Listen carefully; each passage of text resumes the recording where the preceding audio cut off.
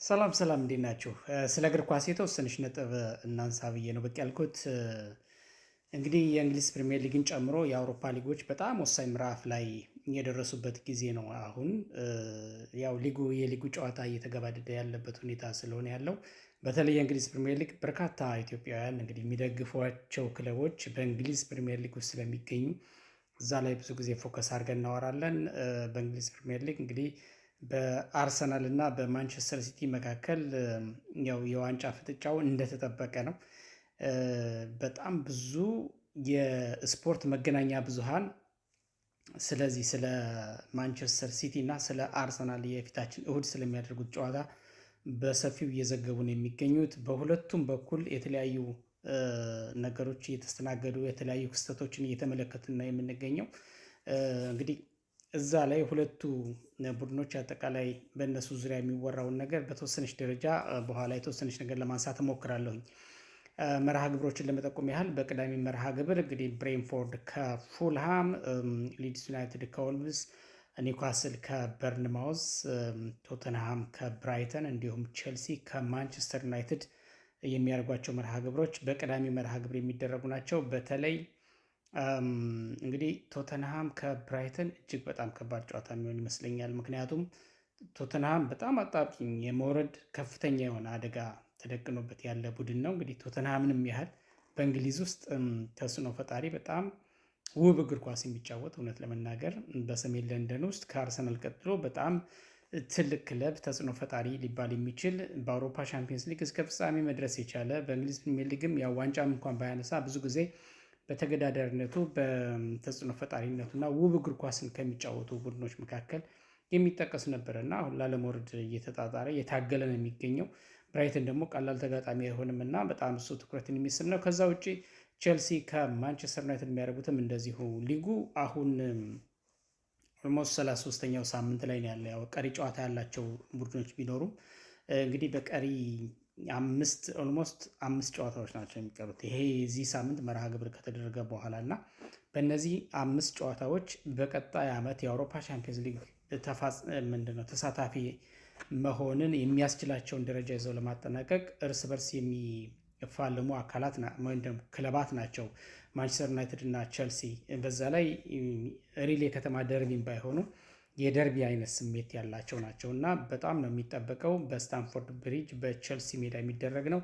በነገራችን ላይ ማንቸስተር ዩናይትድ ማይክል ካሪክ ከያዘው በኋላ ሁለተኛ ሽንፈቱን ባለፈው ማስተናገዱ ይታወሳል በሊድስ ዩናይትድ። እንግዲህ አሁንም በጣም ወሳኝ ተጫዋቾችን በጉዳትና በቅጣት እንደማያገኝ እየተዘገበ ነው የሚገኘው። ለምሳሌ በጣም ወሳኙ ሃሪ ማጉዌር ተከላካዩ፣ ሳንድሮ ማርቲኔዝ እንደዚሁ በቅጣት ቀይ ካርድ ስላየ ባለፈው ጨዋታ፣ እንዲሁም ዴላይትም የለም በጉዳት እና ሌኒ የሮ በጣም ይሄ ምንድነው ያንግ የሆነ ወሳኝ ተከላካይ ዲፌንሲቭ ምንድነው ፉልባክ ነው።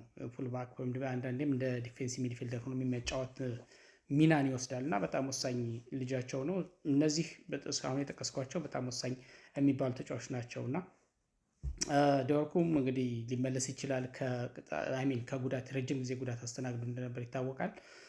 ግን በቼልሲው ጨዋታ እንደማይሰለፍ ወደ ሜዳ እንደማይመለስ ማይክል ካሪክ ማስታወቁን ሚዲያዎች እየዘገቡት ነው የሚገኙት እና ትንሽ ማንቸስተር ዩናይትድ አሁንም ቼልሲ በእርግጥ ጥሩ ፎርም ጥሩ አቋም ላይ አይደለም ያለው አሁን የተከታታይ የመሸነፍ ነጥብ ይመጣል እና እንደዚህ የመሳሰሉ ነገሮች አሉበት እና በጥሩ አቋም ላይ ነው ያለው። ማንቸስተር ዩናይትድን በቀላሉ ያሸንፋል እንደዚህ ብለን የምናወራለትን ባይሆን ቼልሲ ማንቸስተር ዩናይትድ ደግሞ በጣም ወሳኝ ተጫዋቾችን በዚህ ጨዋታ አያገኝም እና የሁለቱ ጨዋታ የሚጠበቃል ለማለት ያህል ነው። ከዛ ውጭ የእሁድ መርሃ ግብር ነው እንግዲህ በጣም በጉጉት የሚጠብቀው መርሃ ግብር ያለው። መርሃ ግብሮችን ለመጠቆም ያህል ወደ ሲቲ እና ወደ አርሰናል ጨዋታ ከሜዲ በፊት መርሃ ግብሮቹ አስቶን ቪላ ከሰንደርላንድ በጣም የሚጠበቅ ጨዋታ ነው።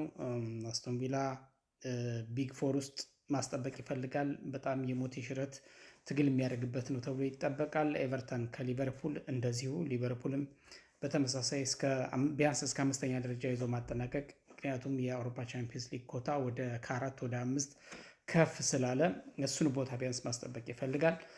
ኖቲንግሃም ፎረስት ከበርንሌይም እንደዚሁ የሚጠበቅ ጨዋታ ነው። ከዛ ውጭ የሳምንቱ ምናልባትም የሳምንቱ ብቻ ሳይሆን በእንግሊዝ ፕሪሚየር ሊግ የአመቱ ታላቅ ጨዋታ ልንለው እንችላለን። በዚህ ልክ ነው እየተገለጸ ያለው።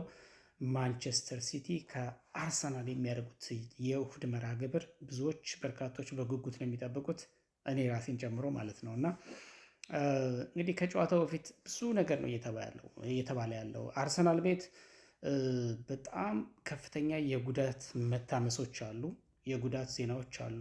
ይሄ አመቱን ሙሉ የዘለቀ ነው። አሁን ደግሞ በዚህ በወሳኝ ምዕራፍ ላይ በጣም ወሳኝ ተጫዋቾች በጉዳት ክለቡ እያጣ በቃ የሚዲያዎች ርዕስ ሆኖ ከርሟል አርሰናል። ስለዚህ አሁንም በጣም ወሳኝ ተጫዋቾችን በጉዳት ላያሰልፍ እንደሚችል ቢጠቀስም ግን ደግሞ ሞር መልካም ዜናም አለ። በጉዳት ላይ የነበሩ ተጫዋቾች ይመለሳሉ። ለምሳሌ መጠቀም ላይ የማይችለው ተብሎ በመጥፎ ዜናነት የሚጠቀሰው ቡካዮ ሳካ ነው። ቡካዮ ሳካ በዚህ ዓመት አርሰናልን በተገቢ ሁኔታ ካላገለግሉ ተጫዋቾች መካከል አንደኛው ነው። በሲዝኑ በውድድር ዓመቱ ወደ 14 ጨዋታዎች በጉዳት ምክንያት አልፈውታልና በዚህ ትልቅ ጨዋታ ውስጥ ቡካዮ ሳካን አንመለከተውም። መረጃዎች የሚጠቁሙት እሱን ነው። እንግዲህ ባለቀ ሰዓት ሰርፕራይዝ ካለ ምናየው ይሆናል።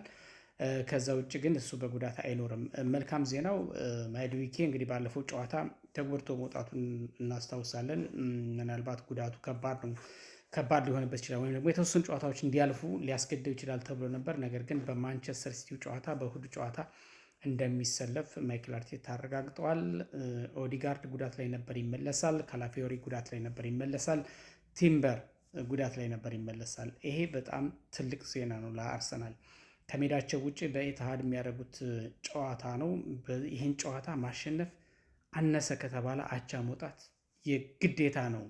ማለት የግድ ወደ ዋንጫው መቅረብ ካለባቸው፣ ዋንጫውን ማረጋገጥ ካለባቸው፣ ማረጋገጥ ማለት ሲቲን ቢያሸንፉ በሂሳባዊ ስሌት ያረጋግጣሉ ማለት ሳይሆን ቢያንስ ለዋንጫው መቅረባቸውን እና ማንቸስተር ሲቲን ርቀው ቀሪ ጨዋታዎች ላይ በርትተው ዋንጫውን የማንሳት እድላቸውን መጠኑን ከፍ ለማድረግ ይህን ጨዋታ የግድ ማሸነፍ ያስፈልጋል። ስለዚህ በሁለቱም በኩል ለፍጻሜ የሚደረግ ጨዋታ ልክ ዋንጫ የማንሳት ምናልባትም በካራባኦ ካፕ ለፍጻሜ ካደረጉት ጨዋታ በላይ አርሰናሎች ግምት ሰጠውት ይገባሉና የሞት የሽረት ጉዳይ ያደርጉታል የሚል እምነት አለ። በዚህም ልክ ነው የተገለጸ ያለው። እንዳውም በጣም በሚዲያዎች እየተዘዋወረ ያለው ማይክል አርቴታ ልምድ ቦታ ላይ የተኩላዎችን ምስል ይዞ ሞር ለማነሳሳት በተምሳሌትነት ሞር ተጫዋቾችን ለማነሳሳት እና አሸንፎ ይህን ጨዋታ ለመውጣት እስከዚህ ድረስ ይህን ያህል ርቀት እየሄዱ ነው እና እንግዲህ እሳት ይሄ ከፋየር ጋር አያይዘው የገለጹትንም በጋዜጣዊ መግለጫ ወቅት በእርግጥም ትክክለኛ እሳት ሆነው እንደሚቀርቡ በኢትሃድ በተለያየ አጋጣሚ በቃለ መጠይቅ ይችን ኮት እያደረጉ ሲጠይቁት ነበረ ማይክል አርቴታ እና በዚህ ልክ ዝግጁ መሆናቸውን እየገለጹ ነው የሚገኙት። ተጫዋቾቹም እንደዚሁ በየፊናቸው በተለይ በማንቸስተር ሲቲ በኩል ፔፕ ጋርዲዮላ ይህን ጨዋታ ካላሸነፍን ስለ ዋንጫ ማሰብ የለብንም ብለዋል። ስለዚህ ይህን ጨዋታ ማሸነፍ የሞት የሽረት ጉዳይ ማለት የመጨረሻው ውሳኔ እንደሆነና በሁለቱም በኩል ያላቸውን ሁሉ ለመስጠት ዝግጁ መሆናቸውን የሚያሳይ ነገር አለ። ኤሪክ ሃላንድ እውነት ለመናገር ለዋንጫ ያህል የምናደርገው ጨዋታ ነው ሲል ገልጿል። አንቶኒዮ ሴሜኒዮ በቅርቡ ነው ሲቲን የተቀላቀለው። በተለያየ አጋጣሚ ማይክ ባገኘ ቁጥር ይሄ ፉከራ የሚመስል ነገሮችን ይናገራል። አሁንም ደግሞታል። አርሰናል በትክክለኛው ጊዜ ያገኘ ነው ይላል። በትክክለኛው ጊዜ አግኝተነዋል፣ እናሸንፈዋለን፣ እመኑኝ ዋንጫውን እናነሳለን። በዚሁ አጋጣሚ የበርንማውዝ ተጫዋች ነበርና በርንማውዝ አርሰናል አሸንፏል ባለፈው ጊዜ። ስለዚህ ለተጫዋቹ ከጨዋታው በፊት ውለታ ዋሉልን ብዬ ነግሬያቸው ነበር የሚል አነጋጋሪ ሀሳብም ሰጥቷል። ለማንኛውም በዚህም በዛም ከጨዋታው በፊት የሚሰጡ ሀሳቦች፣ አነጋጋሪ የሆኑ ነገሮች በጣም ከፍ ብለው ድምጻቸው እየተሰማ ነው። እሁድን ዓለም በጉጉት ነው የሚጠብቀው። የሁለቱ ክለብ ደጋፊዎች ብቻ ሳይሆኑ እግር ኳስን በገለልተኝነት የሚመለከቱ ሁሉ የዚህን ጨዋታ ፍልሚያ ለመመልከት እጅግ ጓጉታል ብዬ ነው በግሌ የማስበው። ምክንያቱም የሚሰጡ አስተያየቶች ይሄ ነው። ትልቁ ዜና በመልካም ዜናው ደግሞ ኒኮ ኦሪሊ በጣም ወሳኝ ልጅ ነው። ይሄ እንግሊዛዊ ወጣት ለሲቲ ተመልሶለታል፣ ለጨዋታውም ዝግጁ ነው ተብሏል። ይህን ጨዋታ በጉጉት እንጠብቀው።